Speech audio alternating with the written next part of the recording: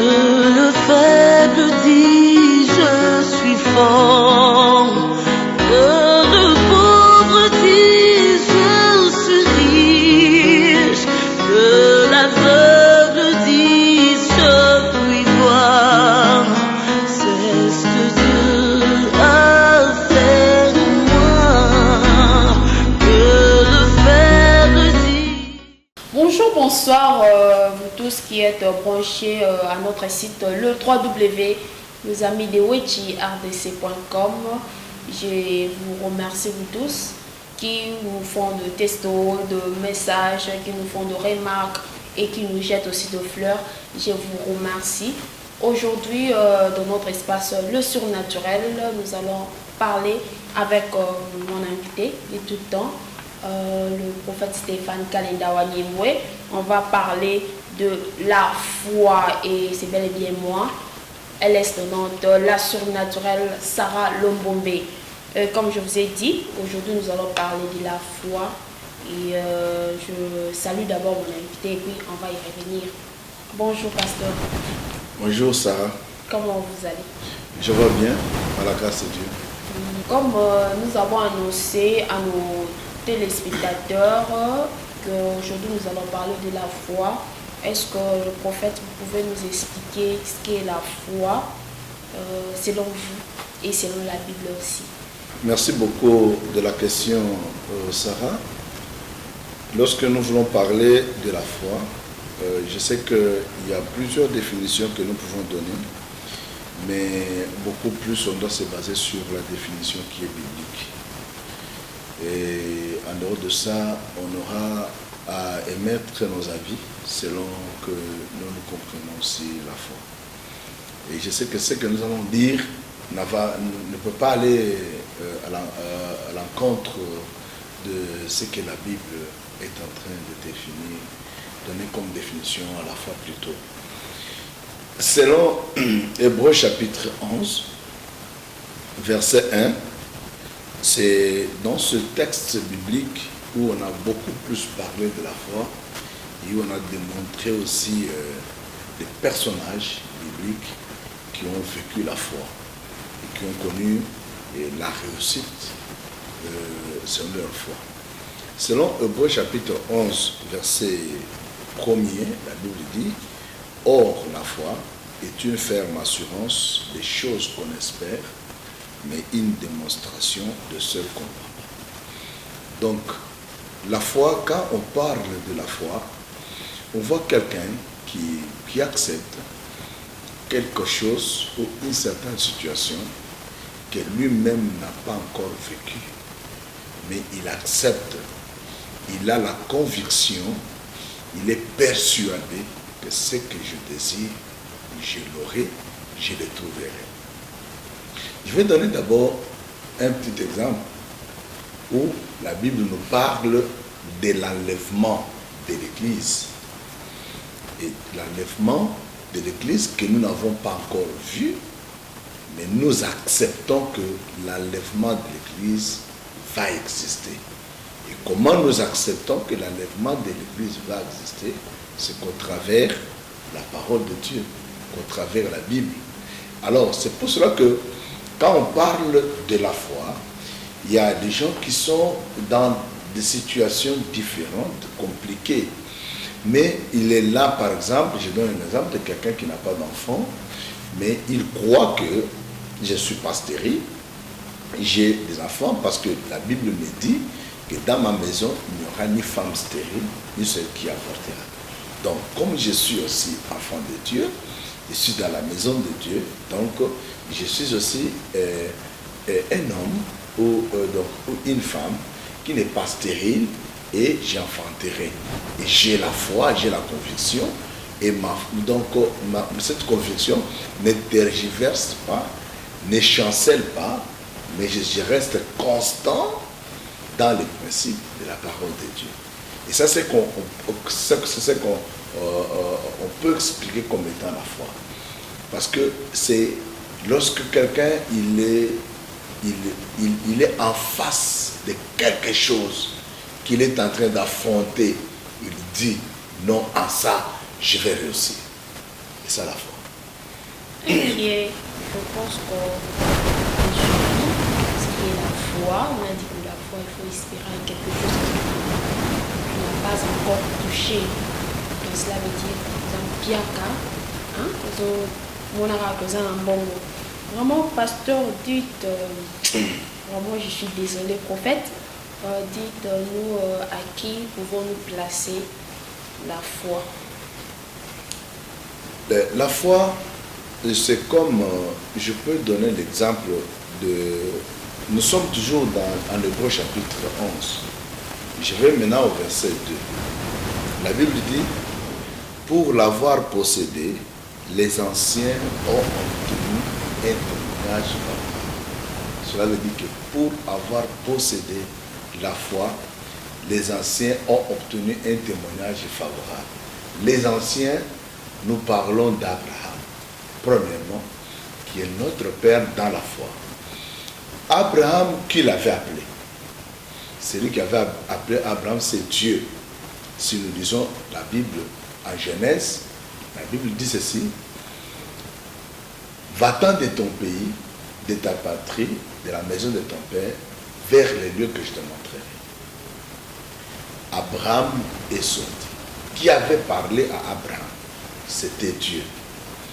Et je t'informe que quand Abraham parlait avec Dieu, Abraham n'avait jamais vu ce Dieu-là. Mais il a entendu Dieu lui parler. Abraham est sorti de son pays, de sa patrie. Pour revenir à ta question, notre foi doit être placée en Dieu. Le soubassement de notre foi, ou le fondement de notre foi, c'est la parole de Dieu. Donc, on ne peut pas mettre la foi dans une créature. On ne peut pas mettre la foi dans un homme qui est faillible un jour. Mais la foi doit être placée en Jésus-Christ, lui qui est le véritable Dieu et la parole éternelle. Comment pouvons-nous placer la foi à la personne qu'on n'a jamais vue? Comment vous expliquez? Seulement, nous n'avons jamais vu Jésus, nous n'avons jamais vu Dieu. On attend seulement parler de Jésus, Jésus, Jésus. Et comment quelqu'un qui est peut-être, je peux dire, qui était païen, vous lui parlez de Jésus, un Dieu qui n'a jamais vu, qui ne connaît même pas, qui semble inconnu. Comment on peut vous l'expliquer? Merci. Je reviens aujourd'hui, je pense que quand je parle, je reviens surtout dans Hébreux chapitre 11. Et je comprends que tes questions sont vraiment graduées selon aussi les textes, je m'excuse, les textes bibliques que j'ai pris pour expliquer. Au verset 3 de Hébreux 11, la Bible dit: c'est par la foi que nous reconnaissons que le monde a été formé par la parole de Dieu. En sorte qu'on voit, en sorte que ce qu'on voit n'a pas été fait des choses visibles. Vous voyez? Le monde a été créé par Dieu et nous reconnaissons cela par la parole de Dieu. Rentrons maintenant en Genèse, au chapitre 1er. Ici, la Bible est en train de nous parler de la création. Si nous allons en Jean chapitre 1er, verset 1er, la Bible dit que au commencement était la parole.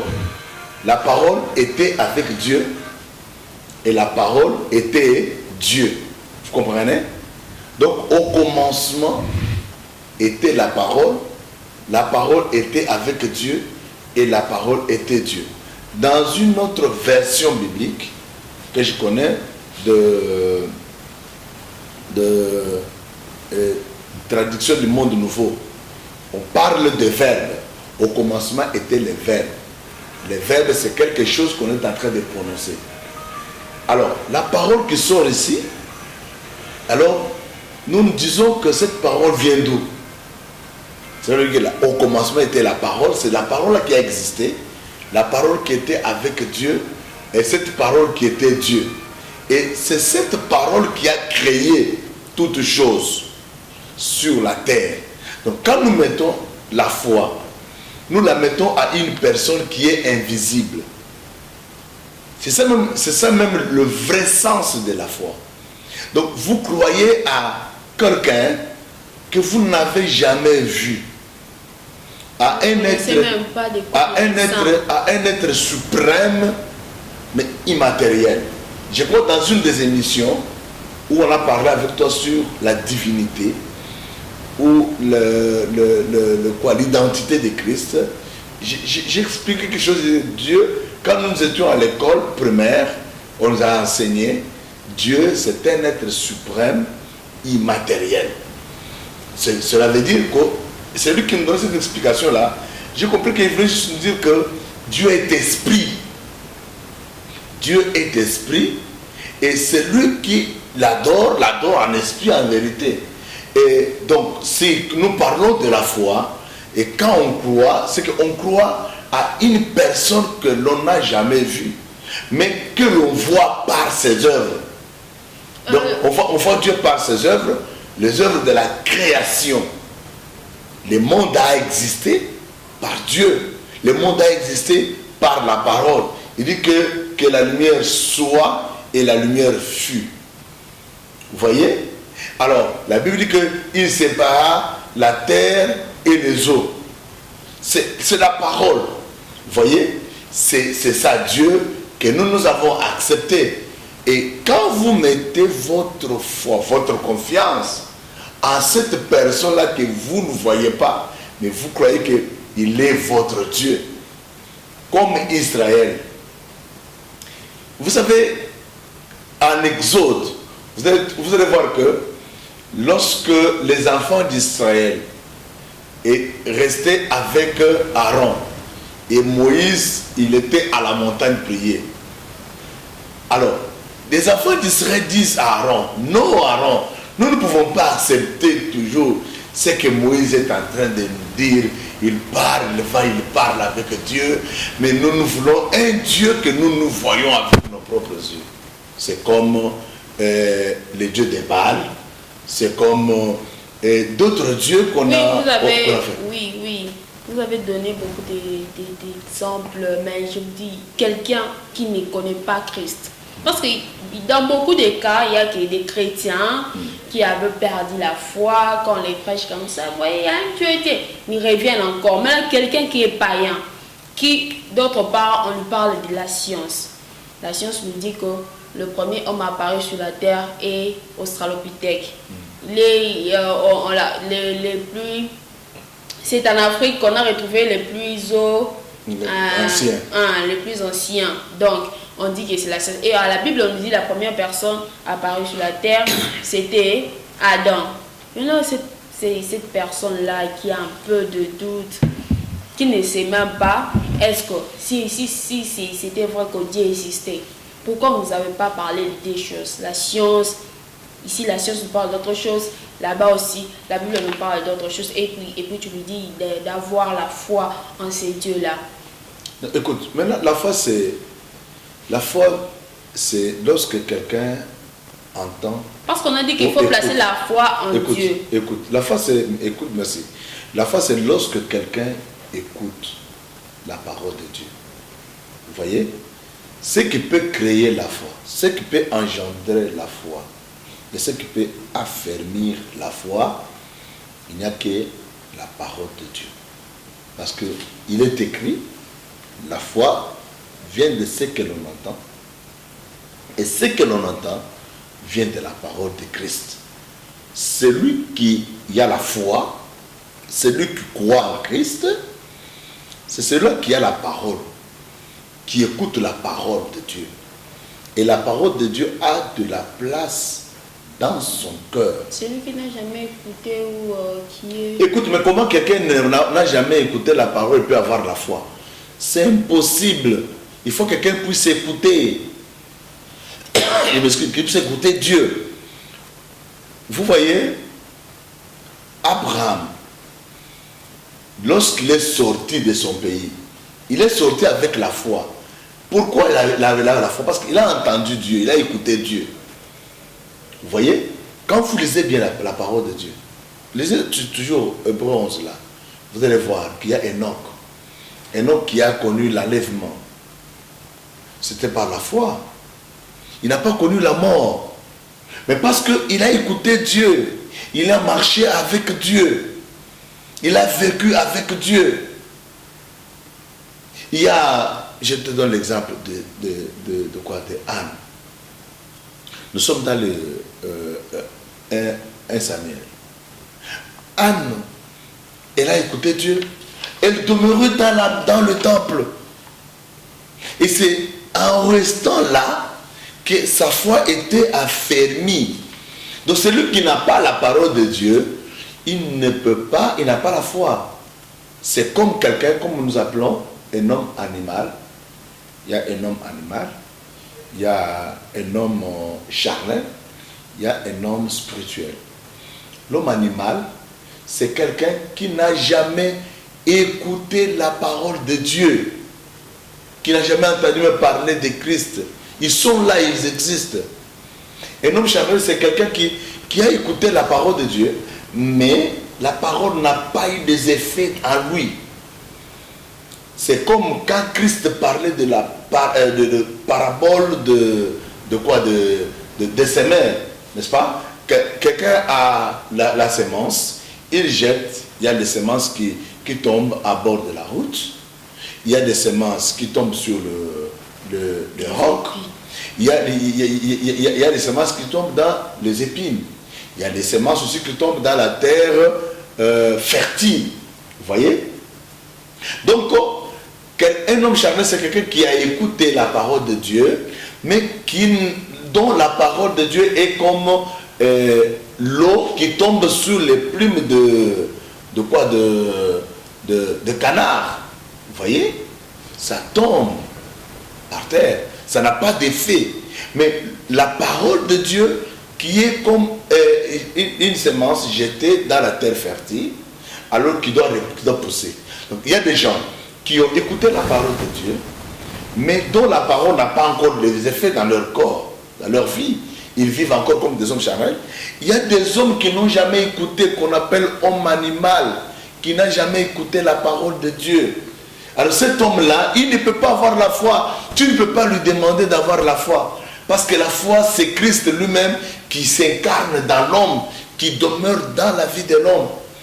Oui, le surnaturel, vous avez dit que la foi vient de la parole de Dieu. Mais dites-nous, quelles sont nos prédications qui peuvent affermir la foi? Et quelles sont les prédications que vous, les pasteurs, les prophètes, vous prêchez en ce moment? Non, écoute, la prédication, tout sujet de la Bible, donc est l'objet de l'affermissement. On ne peut pas isoler soit l'Ancien Testament ou le Nouveau Testament. L'Ancien Testament, c'est l'ombre du Nouveau Testament.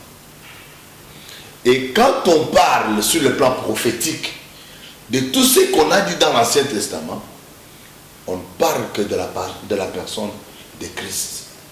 Et quand on parle de la personne de Christ, on parle de la parole de Dieu. Et quand on parle de la parole de Dieu, on parle de la foi. C'est tout sujet de la Bible abordé dans le sens biblique, ce sont des sujets qui parlent que de la foi. C'est-à-dire, quand nous prêchons, quand nous parlons de Christ, on ne peut pas exclure l'Ancien Testament pour se baser sur le Nouveau Testament, mais on doit rester dans les Saintes Écritures. C'est qu'on parle de l'Ancien Testament mais et du quand même, Nouveau Testament. il y a une partie qui a fermé plus. Je ne pense pas que quelqu'un qui a besoin de la délivrance pour lui parler de la bénédiction. Écoute, quand on parle à quelqu'un, je te parle de la bénédiction, n'est-ce pas? même si je te parle de la délivrance, pour que tu puisses vivre cette délivrance-là, il faut avoir la foi. Même si je te Pendant parle... que lui il a besoin de la délivrance, vous parlez que de la bénédiction. Écoute ma soeur.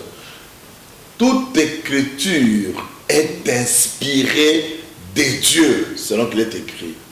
Toute écriture est inspirée de Dieu pour affermir, pour corriger et pour remettre l'homme dans le chemin. Cela veut dire quoi?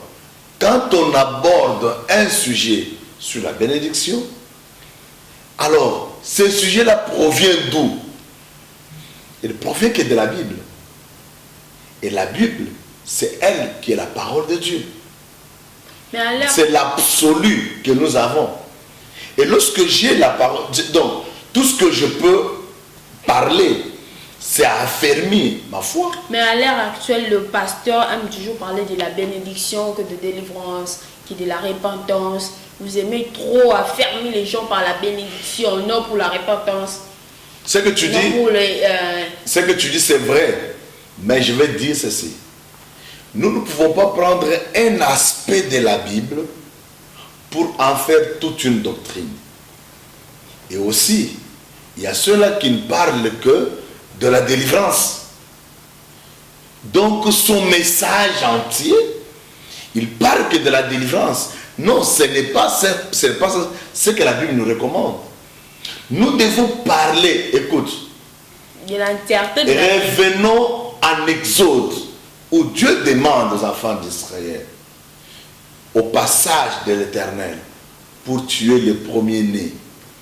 Il dit, vous devez immoler quoi? L'agneau. Et quand vous prendrez cet agneau, vous allez le mettre au feu, le rôtir. Vous allez manger cet agneau dans son entièreté. Et vous mettrez des herbes amertumes dedans. Vous voyez? Cela veut dire que quand on parle de l'agneau, selon la prophétie, et le véritable agneau, c'est Jésus-Christ, qui est la parole de Dieu.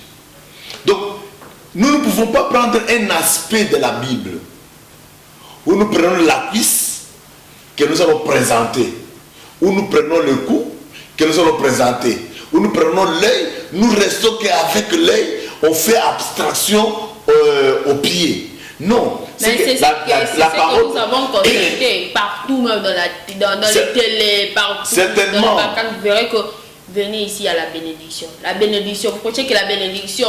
Vous prêchez que de la bénédiction. Ce que tu dis, c'est tu as une part de raison. Donc, non, quand quelqu'un il fait un aspect de la Bible comme toute une doctrine, c'est un péché. Il faut enseigner au peuple de Dieu, leur parler de la bénédiction, ce n'est pas mauvais. Leur parler de la délivrance, ce n'est pas mauvais. Leur parler de la repentance, ce n'est pas mauvais. Il faut toujours mélanger. De parler Donc, c'est ça, c'est ce que je dis. C'est ça. C'est pour cela que nous avons les 5 ministères dans l'Église. C'est pour ça que nous avons les 5 ministères. Et chaque ministère doit exprimer, parler selon sa spécificité. Oui, prophète, passons. Bon, dites-nous comment faire pour avoir la foi avec Dieu. Vous avez déjà dit que non, la foi vient de la parole de Dieu. Il faut maintenant comment faire?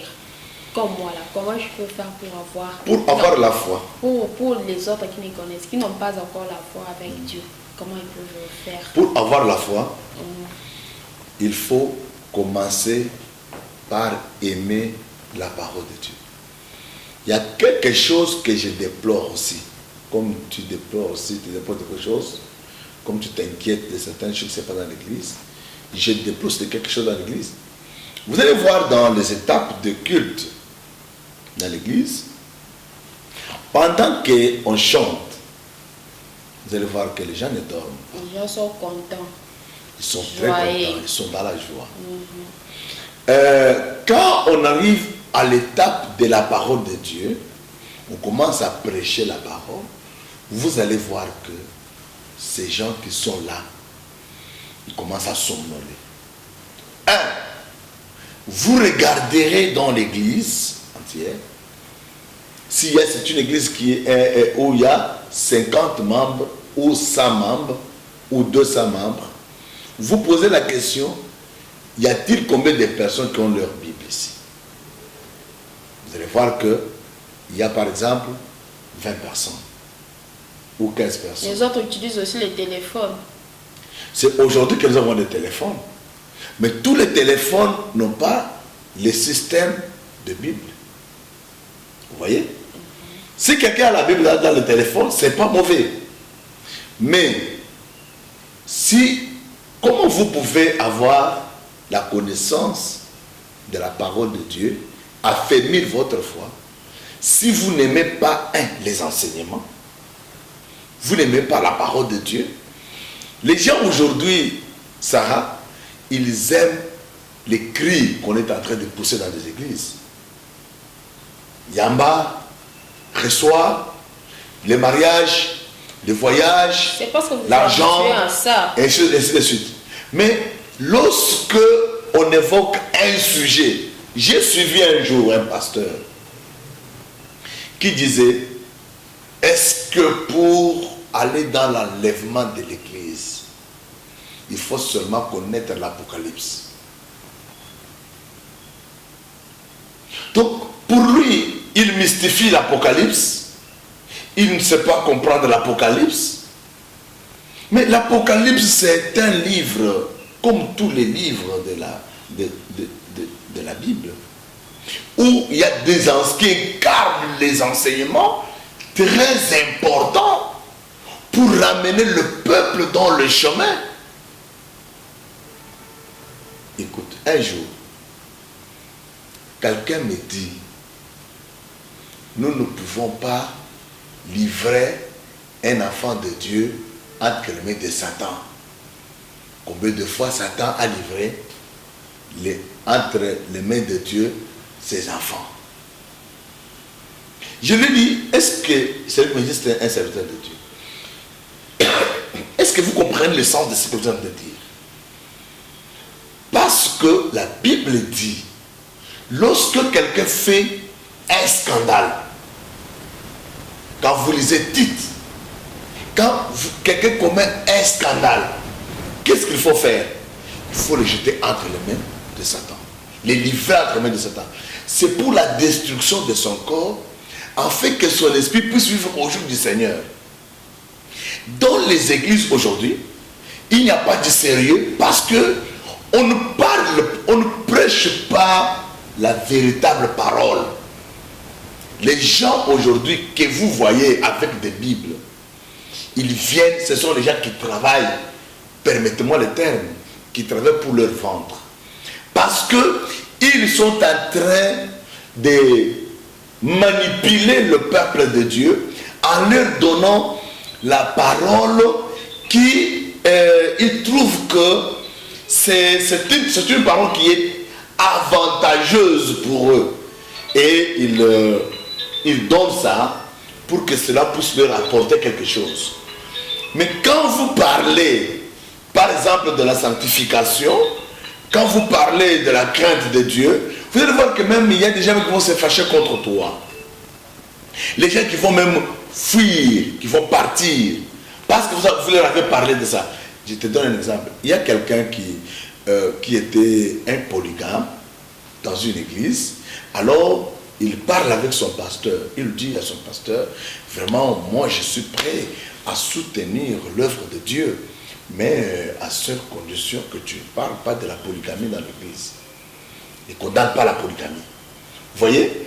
Et le pasteur, parce que c'était un serviteur de Dieu, il lui a dit, frère, si tu viens soutenir l'œuvre de Dieu avec des conditions, alors j'accepte que tu puisses partir avec ton argent, pourvu que moi je prêche la vérité.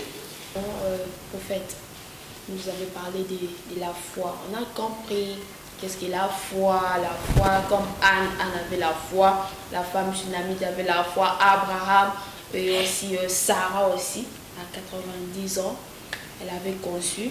Mon pasteur, prophète, dites-moi, les gens qui ont perdu la confiance en Dieu, les gens qui se sont dit qu'ils sont abandonnés, ils sont délaissés, ils sont blessés, ils se disent qu'ils sont arrivés à la fin, vaut mieux mourir que vivre, ils n'ont plus de sens de vie parce que la souffrance les agace, parce que tout est foutu pour eux. Ils disent que non, pour eux Dieu n'existe plus, Dieu les a oubliés, Dieu ne les aime pas et tout. Ils se disent des choses, ils se font des idées, ils se créent beaucoup d'idées que peut-être Dieu est venu pour les autres et pas pour eux. Qu'est-ce que tu leur diras?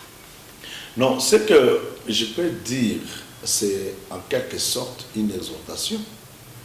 Que je peux dire à ces gens-là qui sont fatigués, qui ont des problèmes, qui ne savent pas le résoudre.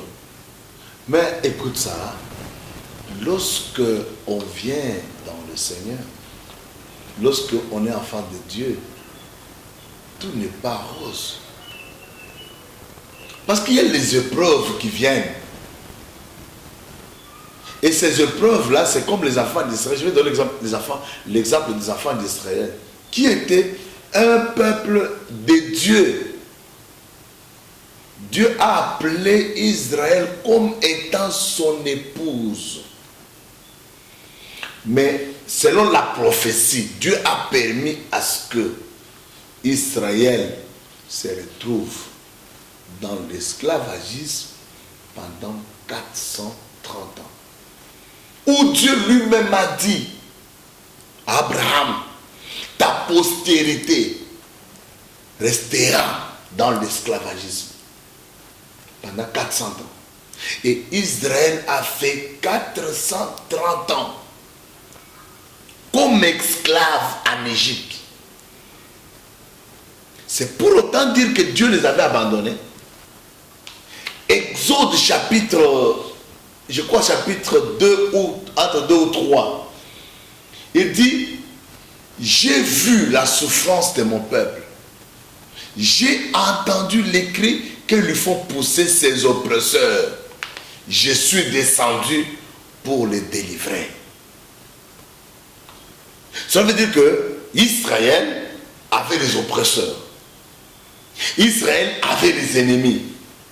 Israël a souffert, a connu des problèmes, des difficultés pendant qu'il était un peuple élu de Dieu.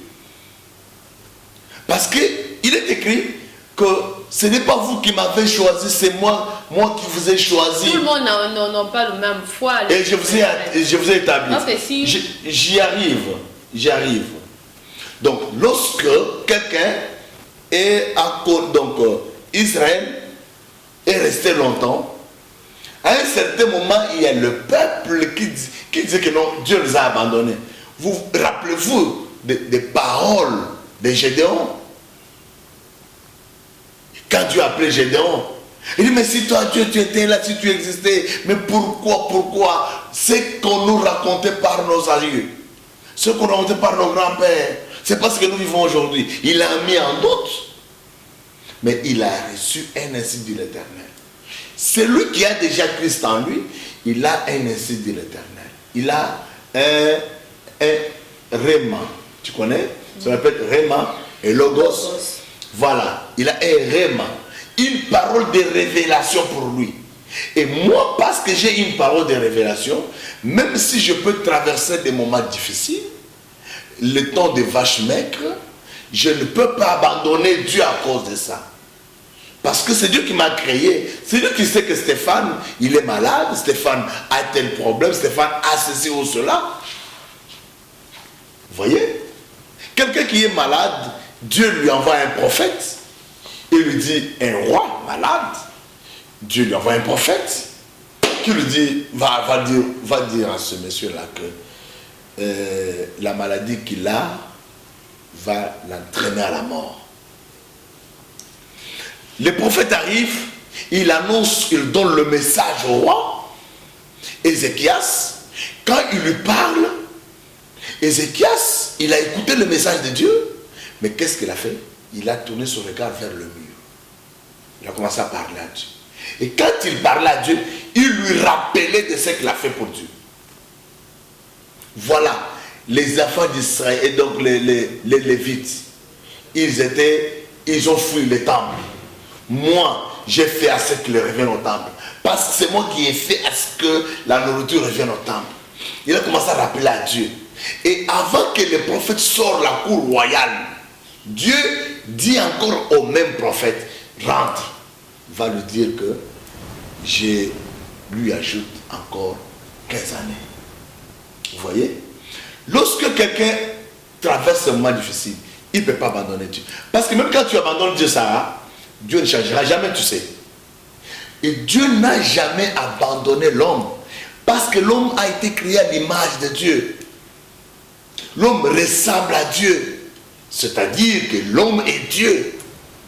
Et cet homme-là que Dieu a créé, Dieu ne peut pas l'abandonner. La foi est différente. Des fois, écoute, non, je ne pense pas qu'à part Job, il y a quelqu'un qui a la foi en Christ. Non, écoute, il y a des gens. Ici, les gens. Pas seulement. Si le monde peut juger, ils peuvent dire qu'ils ont raison. Quelqu'un qui est malade, qui n'a pas de soutien, pendant que Dieu existe, il prie, pas de solution. Bon, il préfère même mourir. Parce que c'est dit que non, même les gens, même les siens m'abandonnent. Même Dieu, à cette étape, pourquoi Dieu n'abandonne jamais. Selon ce qu'ils disent, maintenant toi, qu'est-ce que tu peux leur dire? C'est ce que je leur dis. Dieu n'abandonne jamais ses siens. Dieu du ciel, le créateur des cieux et de la terre, notre Seigneur Jésus-Christ, il n'abandonne jamais ses siens. Tu as un problème, va faire un recours à Dieu. Il te viendra au secours. Parce que Jérémie 33, 3, tu sais ce qu'il dit. Vous voyez, invoque-moi, je te répondrai. Je t'en renseigne de grandes choses, les choses cachées que tu n'as jamais connues. Lorsque tu vas avec l'esprit d'invoquer Dieu, il y a les gens qui viennent pour défier Dieu. Il y a des gens que, quand il fait sa prière, Dieu n'écoute pas sa prière. Parce que la prière a été mal formulée. Comment alors ils vont faire pour que Dieu écoute leur prière? Écoute, c'est ça. Donc, parce que leurs prières ont été mal formulées. L'homme, il doit parler poliment devant Dieu. En tant que son Père, il cause avec lui et il pose son problème. Et quand il pose son problème à Dieu, Dieu va exaucer sa prière. C'est pourquoi la Bible nous dit, priez sans cesse. Quand j'ai un problème, je ne peux pas reculer en arrière. J'ai les promesses de Dieu. J'ai la parole de Dieu. Je dois rappeler à Dieu. Que dirons-nous maintenant d'Abraham et Sarah qui ont fait 25 ans 25 ans depuis que Dieu leur promettait les fils de la promesse. 25 ans Sarah. Abraham était là, Sarah était là. Jusqu'à ce que Sarah a atteint, c'est ça un exemple typique. Et notre père dans la foi, c'est Abraham. Et quand nous avons Abraham, c'est notre père dans la foi, on ne peut pas le nier. On ne peut jamais nier. Parce que c'est l'exemple d'Abraham, son exemple doit nous servir pour que nous puissions rester et demeurer dans la foi. Vous savez, il y a beaucoup de gens qui ont dérouté même la foi de Dieu parce qu'ils ont trop attendu. Ils ont trop attendu sans réaction, sans réponse. C'est pour cela qu'ils ont aussi dérouté. Si nous parlons de l'Abraham, il n'y a pas quelqu'un qui a la foi, même pas, je ne sais pas toi, mais ici peut-être aussi toi aussi tu n'as pas la même foi qu'Abraham. Pour ne pas dire que Job. Donc, nous sommes arrivés à je peux vous lire un texte biblique. S'il vous plaît. Nous sommes en Romains chapitre, dans Hébreux chapitre 11, toujours. Il dit verset 11. 11. Non, 11, 6 plutôt. Or, sans la foi, il est impossible de lui être agréable. Car il faut que celui qui s'approche de Dieu croit que Dieu existe et qu'il est le rémunérateur de ceux qui le cherchent. Ma soeur, ça c'est la notion de la foi. Tu sais, vous savez, Sarah, même le Sarah que vous citez là dans la Bible, Sarah c'est quand Nzambe. Là où vous savez, quand Dieu les a encore promis, vous aurez un enfant à Sarah, c'est qui? Ah, c'est qui? Donc cela veut dire, donc, à mon nom, le côté le kindelo. Donc, bon, je ne dis pas que Dieu avait menti, mais pour elle, donc, foi nae, la bande, combien de gens a perdu? Mais écoute, à ce qui, donc, à ce qui pour le relever. Mais parce qu'à côté de Sarah, il y avait un Abraham qui demeurait, qui demeurait dans la promesse. À côté de Sarah, il y avait un Abraham. Pour vous dire qu'il y a écoute, Sarah est parvenue même à dire à Abraham, prenez ma servante. Vous voyez, c'est là qu'on a engendré aujourd'hui Ismaël, qui est en train de lancer des bombes partout. Or, sans la foi, il est impossible de lui être agréable. D'être agréable à Dieu. Donc, écoute, celui qui est fatigué, il doit se réconforter. Il doit prendre courage. Plusieurs fois la Bible dit, prenez courage. Et quand on vous dit prenez courage, c'est revenez en vous-même pour recommencer la vie avec le Seigneur. Vous savez, hein, le surnaturel, revenons sur la Bible. Vous voyez le paralytique là, le papa là tout près de la piscine de Siloé. La piscine, oui. Vous voyez, même sa famille, même tout les avait abandonnés. Et voir même le jour où il était guéri, dans sa maison il y avait une fête. Mais Batika et Babino vont aller dans une fête qui est s'occuper de caca et quoi. Vous voyez, à comme qui n'a souka. Je ne sais pas si vous croyez encore dans... Maintenant, il y a une intervention, n'est-ce pas? À Komakina Souka, mais il y a une intervention. C'est pour ça que je reviens en disant que Dieu n'abandonne jamais ses siens. Toi, tu peux te fatiguer, mais Dieu relève et te relève. Il relève dans ta foi. Un message pour ceux-là qui disent que Dieu les a abandonnés. La Bible dit, or, sans la foi, il est impossible de lui être agréable. Car il faut que celui qui s'approche de Dieu sache que Dieu existe, qu'il est le rémunérateur de ceux qui le cherchent. Continue à chercher Dieu dans le problème que tu as, les difficultés que tu as, et Dieu te viendra au secours. Fais comme les autres l'ont fait. Ils sont restés longtemps, constants.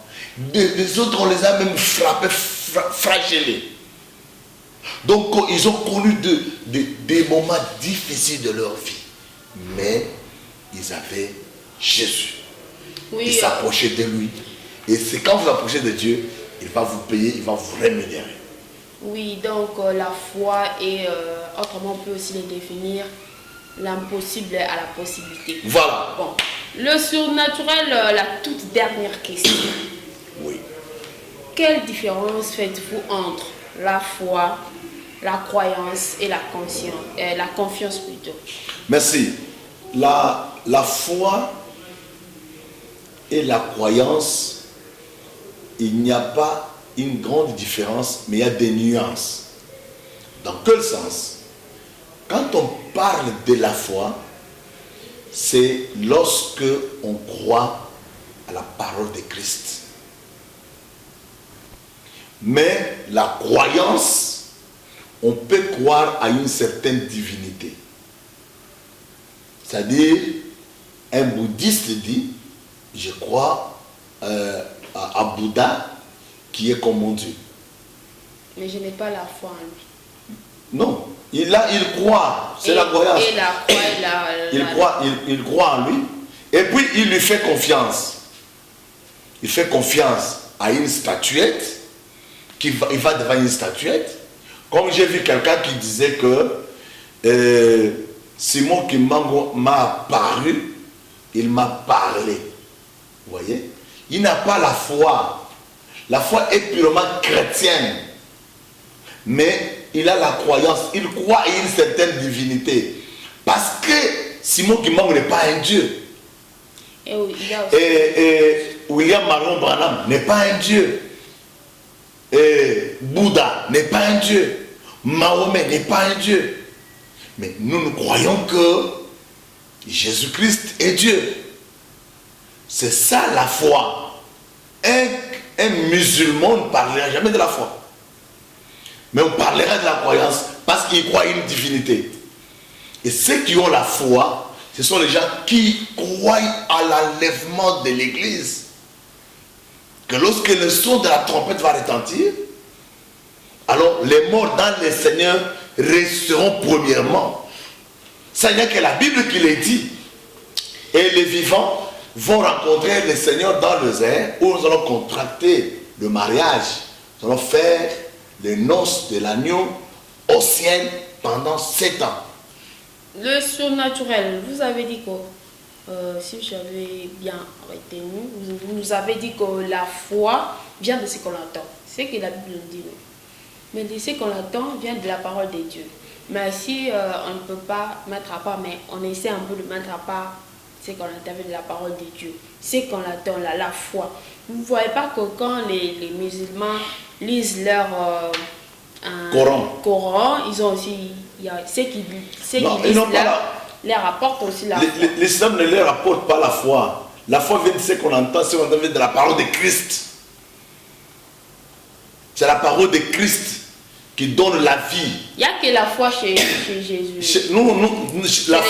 La foi est exclusivement pour les chrétiens. Et non pas pour les musulmans ou pour les bouddhistes ou bien pour les kimbanguistes. Non, la foi est exclusivement pour les chrétiens.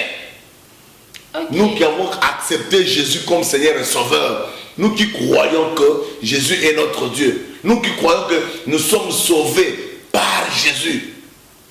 Okay, merci beaucoup, par son sang. Merci beaucoup, prophète Stéphane, d'avoir répondu à notre invitation. À moi de vous remercier. Ce sujet était vraiment pour fortifier beaucoup plus ceux qui sont adolescents, ceux qui se disent que tout est fini pour eux.